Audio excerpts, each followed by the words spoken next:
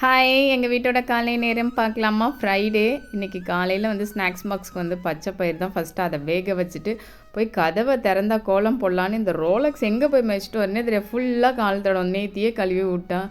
செஞ்ச வேலையே திருப்பி திருப்பி செஞ்சுட்டு இருக்கணும் எங்கள் வீட்டில்.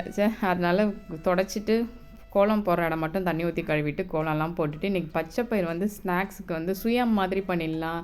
ஏன்னா இது வழவழன்னு இருக்கிறதால சாப்பிடவே அதில் சர்க்கரை போட்டு கொடு அப்போ தான் சாப்பிடும். அப்படியே வரும் ஸ்நாக்ஸ் பாக்ஸுக்கு. அதனால இன்றைக்கி வந்து இப்படி ட்ரை பண்ணலான்னு சுயம் மாதிரி பண்ணியிருந்தேன்.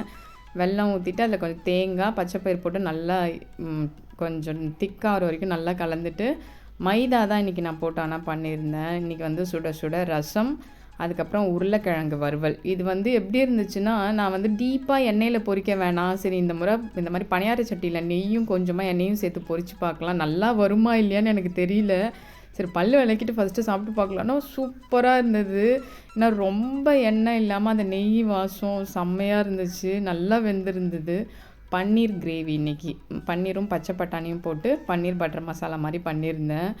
ஏன்னா நேத்திக்கே 2-3 பால் பேக்கெட் வந்து ஆஃபரில் வந்ததால் வாங்கி என்ன பண்ணணுன்னு தெரியாமல் வச்சுருந்தேன். சரி பன்னீர் ட்ரை பண்ணி பார்க்கலாம். ஏன்னா ஃபஸ்ட் டைம் நான் ட்ரை பண்ணும்போது தண்ணி ஒடியாமல் ஒரு மாதிரி இருந்துச்சு.